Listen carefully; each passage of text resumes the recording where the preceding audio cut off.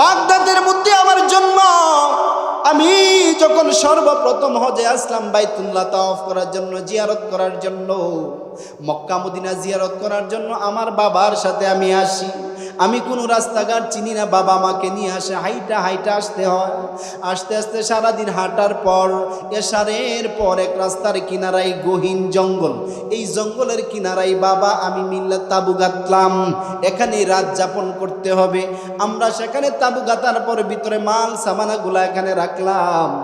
রাখার পর হঠাৎ করে বাবার দিকে তাকায় দেখি বাবার জ্বর বেড়ে গেছে, অসুস্থ হয়ে পড়ছে, হঠাৎ জমিনের মধ্যে লুটায় পড়ছে। বাবাকে ধরলাম, কিছু বুঝতে না বুঝতেই বাবা দুনিয়ার জমিন থেকে বিদায়। আমি যুবক মানুষ, মনে বড় কষ্ট, আমার বাবা হারাইলাম। কেউ জানে না, কেউ জানে না, মাও জানে না, আত্মীয় স্বজন কেউ জানে না, আমার সাথে কেউ নাই, কেমনে কি করব বুঝি না। এই কথা বলতে বলতে একটা চাদর বাহির করিয়া বাবার চেহারাটাকে সুজা করিয়া যখন ডাকিয়ে দিবেন, তাকায় দেখেন যুবক, যুবকের বাবার চেহারাটা জানোয়ারের চেহারায় পরিণত হয়ে গেছে। যুবক আরো বেশি কান্নাকাটি করে। এই কথা আমি কাকে বলবো, বাবার না জানি কোন বদ আমলের কারণে এমন হয়েছে। বড় টেনশনে পড়ে গেলেন, বড় চিন্তায় পড়িয়া যুবক বাবার লাশের পাশেই ঘুমায়া পড়লেন। ঘুমায়া স্বপ্নে দেখে,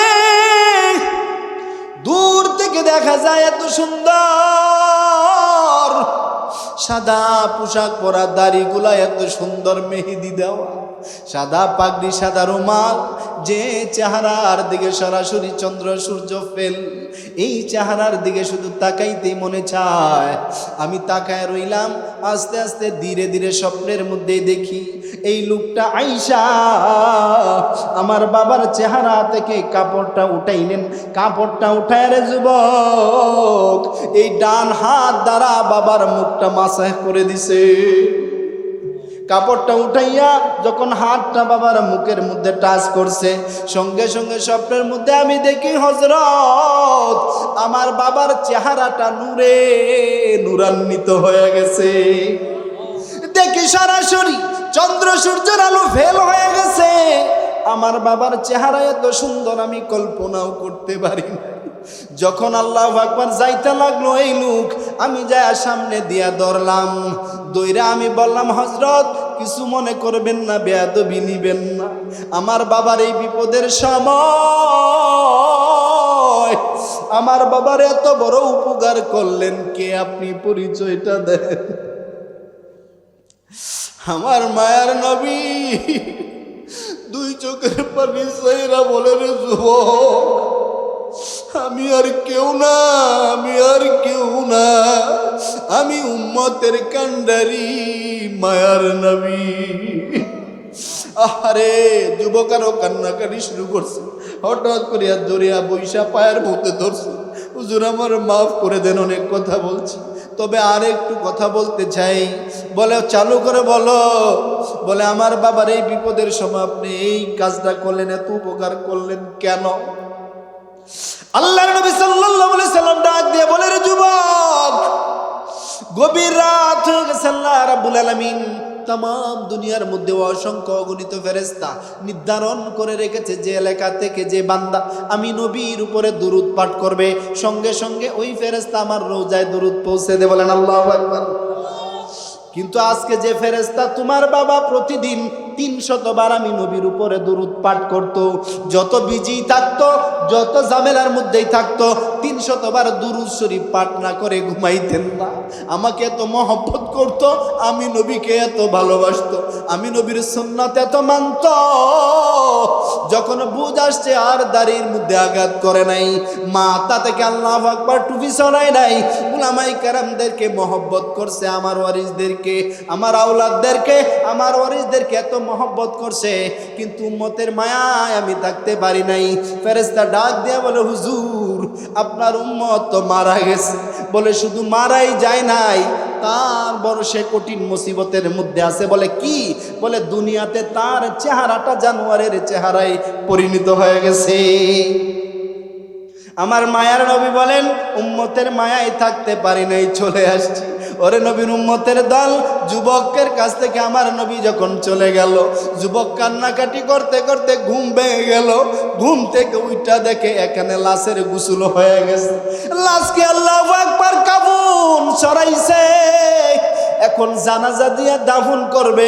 কিন্তু যুবককেও ভালো একটা স্থানে নিয়ে রাখছে, কিন্তু যুবকের ঘুম ভাঙে না। ডাক দিয়া এত মানুষ, ডাক দিয়া যুবক বলে, আপনারা কারা, কেন এখানে আসছেন? আমার বাবা মারা গেছে, কেমনে জানলেন? বাবার এত সুন্দর ব্যবস্থা কিভাবে করলেন?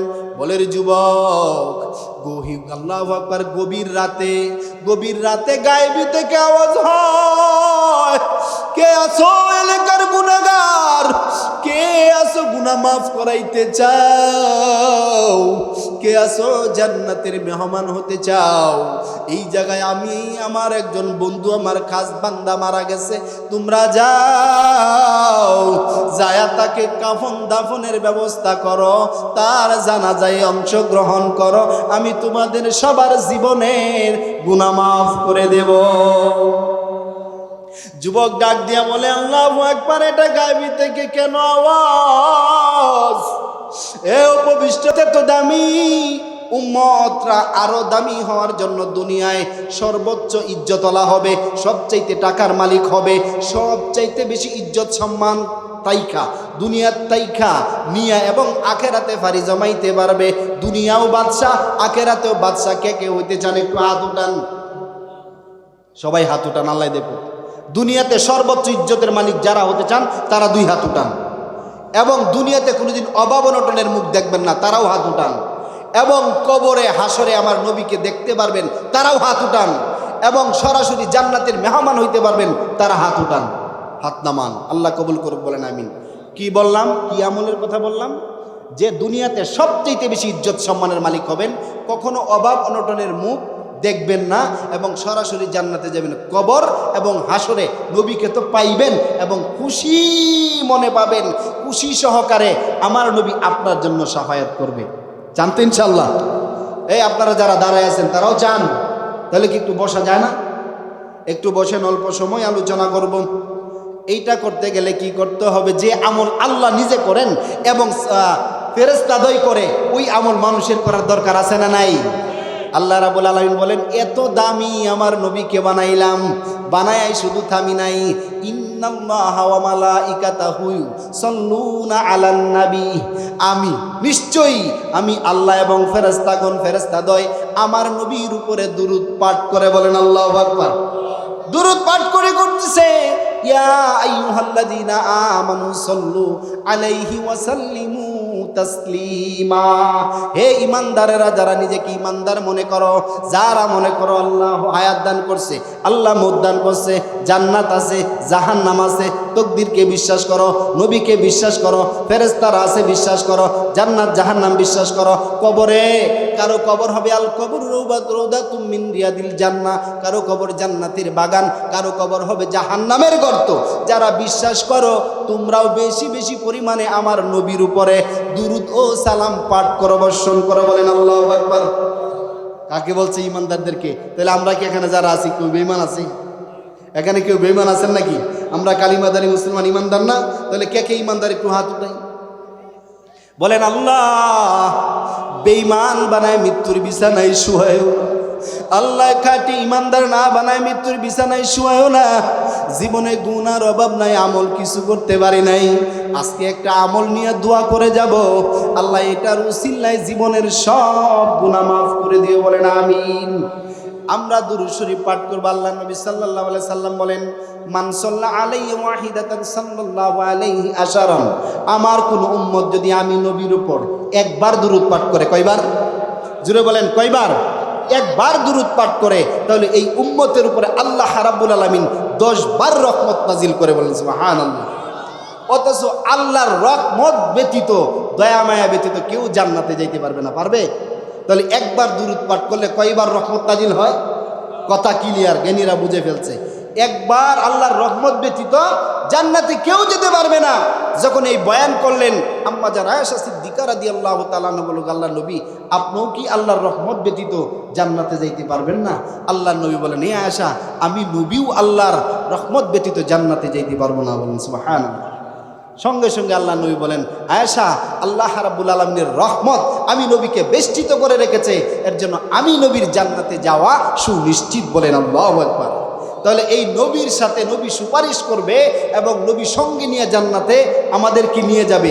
এই একটা দল শুধু হাত উঠাইবেন যে আমার নবী কিয়ামতের দিন আমাকে শাফায়াত করিয়া আল্লাহর কাছ থেকে নিয়ে যেন জান্নাতে যাইতে পারি। কে কে যাইতে চান? ডাক দিয়ে বলেন আল্লাহ।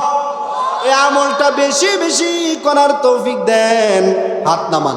তাহলে একবার দুরূদ পড়লে যদি 10 বার রহমত নাজিল হয়, তাহলে যদি 100 বার পড়েন,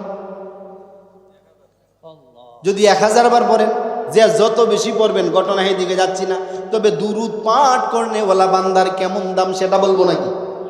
দুরূদ আমল করলে কি লাভ হবে দুনিয়ারটা বলি এবং আখিরাতেরটা বলি। ছোট্ট একটা ঘটনা বলবো। দুরূদ পাঠ করনে ওয়ালা কেমন দামি। আল্লাহ রাব্বুল আলামিনের কারিশমা, জগৎ বিখ্যাত ওলিয়ে কামেল শেখ শিবলি রহমাতুল্লাহ আলাইহি, নাম শুনছেন? এত বড় মস্ত বড় বুজুর্গ ছিলেন শেখ শিবলি রহমাতুল্লাহ আলাইহি। গাছের সাথে কথা বলতে পারতেন, গাছ শিবলির সাথে কথা বলতো। একদিন রাস্তা নিয়ে যায়, গাছ ডাক দিয়ে বলেন, শিবলি, জীবনটাকে যদি ধন্য করতে চাও, আমি গাছের চরিত্র তোমার ভিতরে ফিট করে নাও। শিবলি রহমাতুল্লাহ আলাইহি তাকায় দেখে গাছের ভিতর থেকে আওয়াজ আসে, আওয়াজ আসে। শিবলি রহমাতুল্লাহ আলাইহি বলে, রে গাছ, তোমার আবার কি চরিত্র, তোমার আবার কি চরিত্র, তুমি তো গাছ। ডাক দিয়া বলে, শিবলি তাকায় দেখ, কত মানুষ দাও দিয়া আমি গাছের মধ্যে আঘাত করে আমার ডানা কেটে ফেলে, কত মানুষ কুড়াল দিয়া আমি আমার গায়ের মধ্যে আঘাত করে, কত মানুষ হাত দিয়া টান দিয়া ডানা ভেঙে ফেলে, আমার রক্ত বাহির হয়, আমি বড় ব্যথা পাই, বরং গা হয়ে যায় ক্যান্সারে পরিণত হই। তারপরও আমি গাছ কাউকে গালি দেই না, বরং ধৈর্যের পাহাড় হইয়া ভিটামিন ওয়ালা ফল উপহার দেই। শিবলি রহমাতুল্লাহ আলাইহি 2 চোখের পানি ছেড়ে কাঁদতে, আমাকে কেউ গালি দিলে সঙ্গে সঙ্গে মাইরা বসি, আমাকে কেউ মারলে মাথা ফাটায় বসি, আর তোরে দেইখানে মুসারুম না। কিন্তু আল্লাহর ওলিরা কেমন ছিলেন? এই শিবলি রহমাতুল্লাহ আলাইহি হজে গেছে, হজ করতে, বাইতুল্লাহ তাওয়াফ করে, একটা যুবক তার সাথে বাইতুল্লাহ তাওয়াফ করে। বারবার শাইখ শিবলি রহমাতুল্লাহ আলাইহি তাকায় তাকায় দেখে যুবক কালি বলে সাল্লাল্লাহু আলাইহি ওয়াসাল্লাম। সবাই বলেন সাল্লাল্লাহু আলাইহি ওয়াসাল্লাম, সাল্লাল্লাহু আলাইহি ওয়াসাল্লাম, সাল্লাল্লাহু আলাইহি ওয়াসাল্লাম। শুধু দুরূদ পাঠ করে, কিন্তু কোথাও কোনো দোয়া পাঠ করে না। বহুক্ষণ দেখলেন, যখন দোয়া পাঠ করে না, তখন একবার জিজ্ঞাসা করলেন, রে যুবক, বাবা তুমি হজে মনে হয় নতুন আসছো, তোমার মনে হয় মাসলা মাসাইল জানা নাই, তুমি মনে হয় কখনো আসো নাই, দোয়া জানা নাই, এর জন্যই তুমি দুরূদ পাঠ করো, তাই না? তখন এই যুবক ডাক দেয়া বলে, হযরত না না, কি সময় শেষ? আল্লাহু আকবার। যুবক ডাক দিয়ে বলে, হযরত আমি দোয়া জানি না, মাসলা মাসাইল জানি না, প্রথম হজে আসছি, বিষয়টা এইরকম না। তখন শিবলি রহমাতুল্লাহ আলাইহি বলে, ঘটনা কি? যুবক এইভাবে উত্তরটা দিল, কারণটা কি? তখন সঙ্গে সঙ্গে বলে, বাবা তাহলে ঘটনাটা কি একটু বলো তো, শুনবেন কহ। এইভাবে এলোমেলোভাবে বলা যাবে না, এক জায়গায় বসেন। তখন দুইজন বসলেন, শায়েখ শিবলি রহমাতুল্লাহ আলাইহি শুনে, যুবক বয়ান করে, হযরত আমি কেন দুরূদ পাঠ করি শুনবেন নি? বলে বলে মন দিয়া শুনেন। আমার বাড়ি হলো বাগদাদে। আমার বাড়ি কোথায়? ইরাক বাগদাদ শহরে। বাগদাদের মধ্যে আমার জন্ম। আমি যখন সর্বপ্রথম হজে আসলাম বাইতুল্লাহ তাওয়াফ করার জন্য, জিয়ারত করার জন্য, মক্কা মদিনা জিয়ারত করার জন্য, আমার বাবার সাথে আমি আসি। আমি কোনো রাস্তাঘাট চিনি না, বাবা আমাকে নিয়ে আসে, হাইটা হাইটা আসতে হয়। আস্তে আস্তে সারাদিন হাঁটার পর এশারের পর এক রাস্তার কিনারায় গহীন জঙ্গল, এই জঙ্গলের কিনারায় বাবা আমি মিল্লা তাবু গাঁথলাম, এখানে রাত যাপন করতে হবে। আমরা সেখানে তাবু গাঁথার পর ভিতরে মাল সামানাগুলা এখানে রাখলাম। রাখার পর হঠাৎ করে বাবার দিকে তাকায় দেখি বাবার জ্বর বেড়ে গেছে। অসুস্থ হয়ে পড়ছে, হঠাৎ জমিনের মধ্যে লুটায় পড়ছে। বাবাকে ধরলাম, কিছু বুঝতে না বুঝতেই বাবা দুনিয়ার জমিন থেকে বিদায়।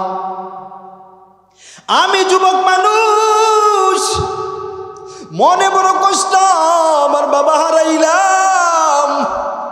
কেউ জানে না, কেউ জানে না, মাও জানে না, আত্মীয় স্বজন কেউ জানে না, আমার সাথে কেউ নাই, কেমনে কি করব বুঝি না। এই কথা বলতে বলতে একটা চাদর বাহির করিয়া বাবার চেহারাটাকে সুজা করিয়া যখন ডাকিয়ে দিবেন, তাকায় দেখেন যুবক, যুবকের বাবার চেহারাটা জানোয়ারের চেহারায় পরিণত হয়ে গেছে। যুবক আরো বেশি কান্নাকাটি করে, এই কথা আমি কাকে বলবো, বাবার না জানি কোন বদ আমলের কারণে এমন হয়েছে। বড় টেনশনে পড়ে গেলেন, বড় চিন্তায় পড়িয়া যুবক বাবার লাশের পাশেই ঘুমায়া পড়লেন।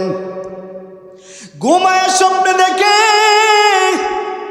দূর থেকে দেখা যায় এত সুন্দর সাদা পোশাক পরা, দাড়িগুলা এত সুন্দর মেহেদি দেওয়া, সাদা পাগড়ি, সাদা রুমাল, যে চেহারার দিকে সরাসরি চন্দ্র সূর্য ফেল, এই চেহারার দিকে শুধু তাকাইতেই মনে চায়। আমি তাকায় রইলাম, আস্তে আস্তে ধীরে ধীরে স্বপ্নের মধ্যেই দেখি এই লোকটা আইসা আমার বাবার চেহারা থেকে কাপড়টা উঠাইলেন।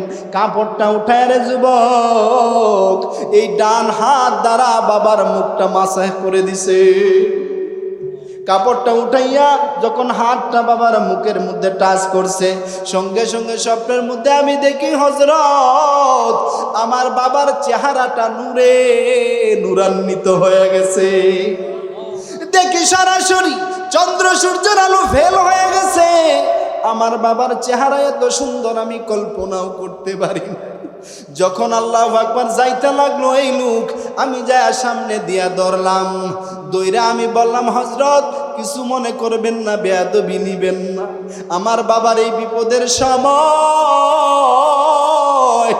আমার বাবার এত বড় উপকার করলেন, কে আপনি পরিচয়টা দেন। আমার মায়ার নবী দুই চোখের পানি চাইরা বলে, রে যুবক, আমি আর কেউ না, আমি আর কেউ না, আমি উম্মতের কান্ডারি মায়ার নবী। আরে যুবক আরো কান্নাকাটি শুরু করছে। হঠাৎ করিয়া দরিয়া বৈশা পায়ের মধ্যে ধরছে, হুজুর আমার মাফ করে দেন, অনেক কথা বলছি, তবে আর একটু কথা বলতে চাই। বলে চালু করে বলো। বলে আমার বাবার এই বিপদের সময় আপনি এই কাজটা করলেন, এত উপকার করলেন কেন? আল্লাহর নবী সাল্লাল্লাহু আলাইহি সাল্লাম ডাক দিয়ে বলে, রে যুবক, গভীর রাত হয়ে গেছে, আল্লাহ রাব্বুল আলামিন तमाम দুনিয়ার মধ্যে অসংখ্য অগণিত ফেরেশতা নির্ধারণ করে রেখেছে যে এলাকা থেকে যে বান্দা আমি নবীর উপরে দুরূদ পাঠ করবে সঙ্গে সঙ্গে ওই ফেরেশতা আমার রওজায় দুরূদ পৌঁছে দেবে। বলেন আল্লাহু আকবার। কিন্তু আজকে যে ফেরেশতা তোমার বাবা প্রতিদিন 300 বার আমি নবীর উপরে দুরূদ পাঠ করত, যত বিজি থাকতো, যত ঝামেলার মধ্যেই থাকতো, 300 বার দুরূদ শরীফ পাঠ না করে ঘুমাইতেন না। আমাকে এত মহব্বত করত, আমি নবীকে এত ভালোবাসতো, আমি নবীর সুন্নাত এত মানত, যখন বুঝ আসছে আর দাড়ির মধ্যে আঘাত করে নাই, মাথা থেকে আল্লাহু আকবার টুপি ছড়ায় নাই, উলামায়ে কেরামদেরকে মহব্বত করছে, আমার ওয়ারিসদেরকে, আমার আওলাদদেরকে, আমার ওয়ারিসদেরকে এত মহব্বত করছে, কিন্তু উম্মতের মায়ায় আমি থাকতে পারি নাই। ফেরেশতা ডাক দিয়ে বলে, হুজুর আপনার উম্মত তো মারা গেছে। বলে শুধু মারাই যায় নাই, তার বড় সে কঠিন মুসিবতের মধ্যে আছে। বলে কি? বলে দুনিয়াতে তার চেহারাটা জানোয়ারের চেহারায় পরিণত হয়ে গেছে। আমার মায়ার নবী বলেন, উম্মতের মায়ায় থাকতে পারি নাই, চলে আসছি। ওরে নবীর উম্মতের দল, যুবকের কাছ থেকে আমার নবী যখন চলে গেল, যুবক কান্নাকাটি করতে করতে ঘুম ভেঙে গেল। ঘুম থেকে উইটা দেখে এখানে লাশের গোসল হয়ে গেছে। লাশকে আল্লাহু আকবার কাফন ছড়াইছে, এখন জানাজা দিয়া দাফন করবে, কিন্তু যুবককেও ভালো একটা স্থানে নিয়ে রাখছে, কিন্তু যুবকের ঘুম ভাঙে না। ডাক দিয়া এত মানুষ, ডাক দিয়া যুবক বলে আপনারা কারা, কেন এখানে আসছেন? আমার বাবা মারা গেছে। কেমনে জানলেন? বাবার এত সুন্দর ব্যবস্থা কিভাবে করলেন? বলে যুবক, আল্লাহু আকবার, গভীর রাতে গায়েবী থেকে আওয়াজ হয়, কে আছো এলাকার গুনাহগার, কে আছো গুনাহ মাফ করাইতে চাও, কে আছো জান্নাতের মেহমান হতে চাও? এই জায়গায় আমি, আমার একজন বন্ধু, আমার খাস বান্দা মারা গেছে, তোমরা যাও, যায়া তাকে কাফন দাফনের ব্যবস্থা করো, তার জানাজায় অংশগ্রহণ করো, আমি তোমাদের সবার জীবনের গুনাহ মাফ করে দেব। যুবক ডাক দিয়া বলে, আল্লাহু আকবার, এটা গায়েবী থেকে কেন আওয়াজ? এ উপবিষ্ট লোকেরা শুনেন, এটা কোনো কিছুর কারণ না। আমার বাবার একটা আমল ছিল, প্রতিদিন 300 বার দুরূদ পাঠ না করিয়া ঘুমাইতেন না। ও নবীর উম্মতের দল, আজকে থেকে আমলটা কে কে করতে রাজি আছে? একটু হাত উঠায় দেখেন, বলেন আল্লাহ, তোমার প্রিয় নবীর উপর যেন কমপক্ষে বহুবার দুরূদ পাঠ করতে পারে, বলেন আমিন। আরে নবীর উম্মতের দল, হাত নামান। আল্লাহু আকবার। নবীকে ভালোবাসিয়া, নবীকে মহব্বত করিয়া দামি হয়ে গেছে। আমি আলোচনা প্রায় শেষের দিকে। যুবক, এ পর্দার আড়ালের মা, সাহাবাই কেরাম নবীকে কেমন ভালোবাসতেন, আমার নবীকে কেমন ভালোবাসতেন। সাহাবাই কেরাম বেশি বেশি দুরূদ পড়তেন। মান সাল্লা আলাইহি ওয়াহিদাতান সাল্লাল্লাহু আলাইহি আশরান। এক হাদিসে বলেন, একবার দুরূদ পড়লে 10 বার রহমত নাজিল হবে। অন্য হাদিসে বলেন, মান সাল্লা আলাইহি ইন্না আউলান নাসি বিআকতারুহুম আলাইয়া সালাতান।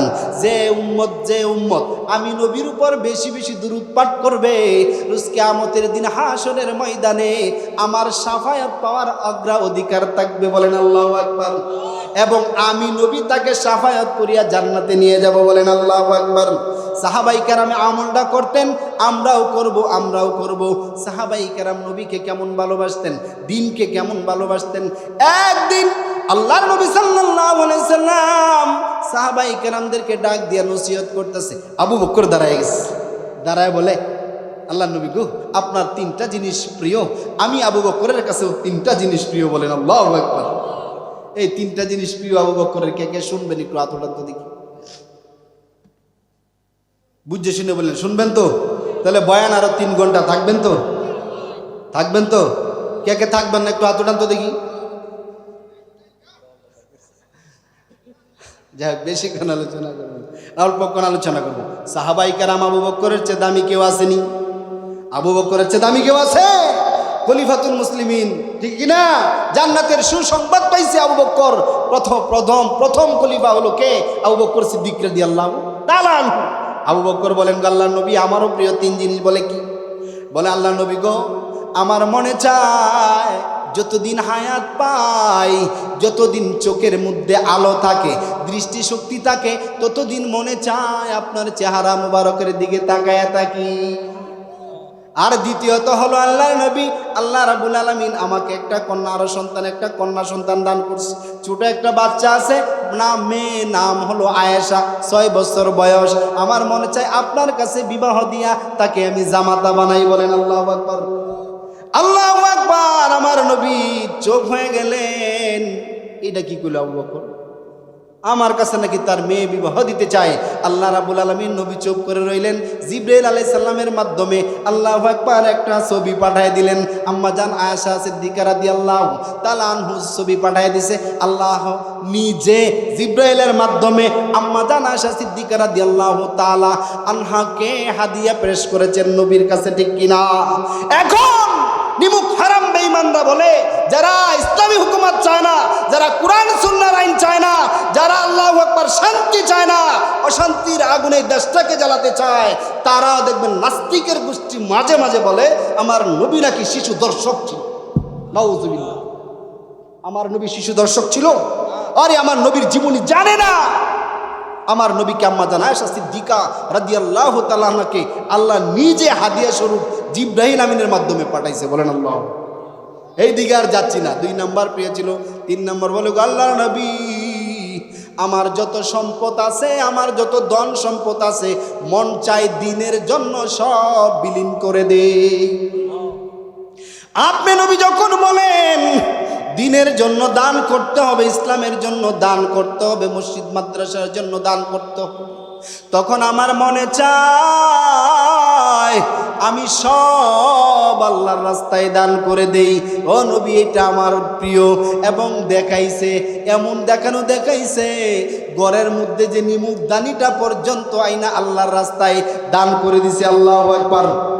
নবীর উম্মতের দল, কিছু কিছু বান্দাদেরকে যদি ভালোবাসতে পারো, এক নাম্বার হলো আল্লাহু আকবার আমল করবা দুরুদের, দুই নাম্বার হলো আল উলামা ওয়ারাসাতুল আম্বিয়া, উলামায়ে কেরাম হলো নবীর ওয়ারিসদেরকে ভালোবাসবা, মাদ্রাসার ছাত্রদেরকে ভালোবাসবা। তোমার সন্তান কবরে যাওয়ার পর আল্লাহর নবী বলেন ইদা মাতাল ইনসান, মানুষ যখন মরে যায়, ইনকত আনহু আমালুহু, আমলের সব রাস্তা বন্ধ, আর নামাজ হবে না, আর রোজা হবে না, আর জিকির হবে না, আর তেলাওয়াত হবে না, আর বয়ান শোনা হবে না, আর পর্দা হবে না, আর ঘুষ ছাড়া হবে না, সুদ ছাড়া হবে না, আর আল্লাহর গোলামি করা যাবে না, কান্নাকাটি করা যাবে না, তওবা করা যাবে না, সব রাস্তা বন্ধ। ইল্লা মিন সালাসাতিন, মাত্র তিনটা রাস্তা খোলা থাকে। এক নাম্বার হলো সদকাতিন জারিয়া, এক নাম্বার হলো দান সদকা। আপনি মইরা যাবেন, মাদ্রাসার 4টা ছাত্র দায়িত্ব নিলেন, আমার এক বন্ধু নিয়েছে, 4টা ছাত্রকে পড়াশোনা করায়। কয়েকদিন আগে আসছে টাকা দেওয়ার জন্য মুহতামিম হুজুরের কাছে, আমার কাছে এসে বলে ভাইজান, ছেলে 5টা, মেয়েও 4টা না 5টার কথা বলছে, লন্ডনে থাকে, বিশাল বিশাল পিএইচডি, আমিও তো কমিশনারগিরি করছি, আপনিও তো জানেন টাকার অভাব নাই, হালাল অবৈধভাবে টাকা অর্জন করছি, কিন্তু আমার বিশ্বাস হয়ে গেছে আমি মৃত্যুর পর কোনো সন্তান আমার জন্য দোয়াও করবে না। এর জন্যই হুজুরের কাছে আইসা আমার মদিনাওয়ালার মায়ার নবীর উম্মত, নবীর উম্মতদেরকে বেছে বেছে আমি 4টা কোরআনের ছাত্রদেরকে নিলাম। ওরা পড়াশোনা করতেছে, কেউ মিজানে পড়ে, কেউ তাইসিরে পড়ে, কেউ আবার আল্লাহু আকবার মেশকাত জালালাইনে পড়ে। আমি 4জন ছেলেকে হায়াতে যদি বাঁচিয়া থাকি, মরেও যদি যাই, আগে তাদের আলেম কমপ্লিট হওয়ার যত টাকা লাগে আমি সব টাকা হুজুরকে দিয়ে যাব। আমি বললাম কেন? বলে আমার বিশ্বাস হয়ে গেছে এই ছেলেটা নামাজে দাঁড়াবে, এই ছেলেটা কি করবে? নামাজে দাঁড়াবে, আলেম কোরআন তেলাওয়াত করবে, এই যে বয়ান করবে, নসিহত করবে, যত নেক আমল করবে, দ্বীনের জন্য সহযোগিতা করছে। আল্লাহর নবী বলেন সে যত আমল করবে ওই আমলের একটা অংশ ওই বান্দার কবরে পৌঁছাইবে। খুশি না বেজার? এই তালবে ইলমরা এই মাদ্রাসা থেকে আল্লাহু আকবার আমরা ঘুমায় থাকি, রাত্রে 3টা বাজে, সকল দুনিয়ার দরজা যখন বন্ধ, আল্লাহ রাব্বুল আলামিন বলে আমার আল্লাহ, আমি আল্লাহর রহমতের দরজা খোলা, তখন এই সন্তানগুলা এখানে দাঁড়ায় যা।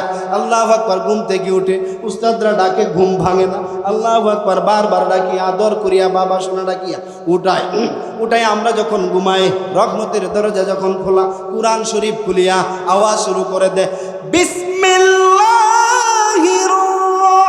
রহমানির রহিম, লাউ আনসালনা হাদাল কুরআন,